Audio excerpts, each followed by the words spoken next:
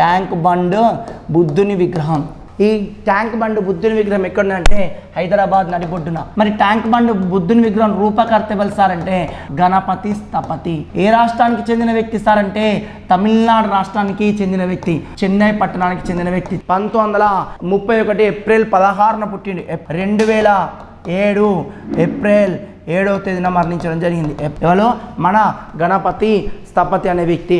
మరి గణపతి స్థపతి చెక్కినటువంటి రూపొందించినటువంటి విగ్రహమే గౌతమ బుద్ధుని విగ్రహం. ఈ గౌతమ బుద్ధుని విగ్రహం రూపొందించినప్పుడు సీఎం ఎవరంటే ఎన్టీఆర్, నందమూరి తారక రామారావు. ఈ 1992 డిసెంబర్ 1వ తేదీన బుద్ధుని విగ్రహం ఆవిష్కరించబడింది. అయితే బుద్ధుని విగ్రహం ఆవిష్కరించగా ఒక పెను ప్రమాదం జరిగింది బిడ్డ.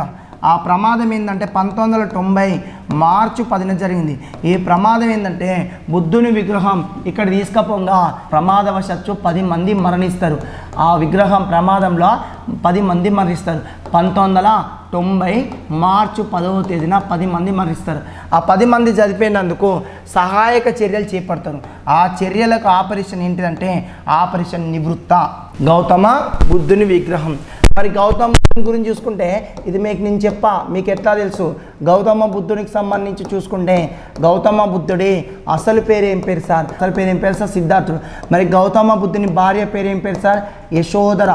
మరి గౌతమ బుద్ధుని కొడుకు పేరు ఏం పేరు సార్? రాహులుడు. మరి గౌతమ బుద్ధుడి పాయసం ఇచ్చి దీక్ష విరమింపు చేసిన విలువలు సార్? సుజాత. తెలంగాణలో పత్రికల్లో సుజాత పత్రిక ఉన్నారా లేదా? ఉన్నది. పసుముల మనమూరు శర్మ ఈ సుజాత పత్రిక 1927. ఈ గౌతమ బుద్ధునికి సంబంధించి ఇగో మొదటి శిష్యుడు ఆనందుడు, సవతి తల్లి సోదరుడు ఆనందుడు శిష్యుడు. చాలామంది గౌతమ బుద్ధునికి ఇక్కడ ఆ జుట్టు ఉన్నది కదా, ఆ జుట్టు అనుకుంటారు, కానీ కాదు, అవి నత్తలు. గౌతమ బుద్ధుడు సన్యాసి కదా, మొత్తం ఇదంతా గుండు గీకించుకుంటాడు. అదంతా గుండు ఉంటుంది. ఆ గుండు ఉంటే ఆయన మన ధ్యానం చేస్తా అంటే ఆ ఎండ వేడిమి తట్టుకోలేక నత్తలనేది ఆయన గుండు మీద ఎక్కి ఆయనకు ప్రొటెక్షన్ చేస్తాయి. 108 నత్తలాట ఆయన గుండు మీద ఎక్కి ప్రొటెక్షన్ చేస్తాయి. అంత మహానుభావుడు గౌతమ బుద్ధుడు, అంత మంచోడే.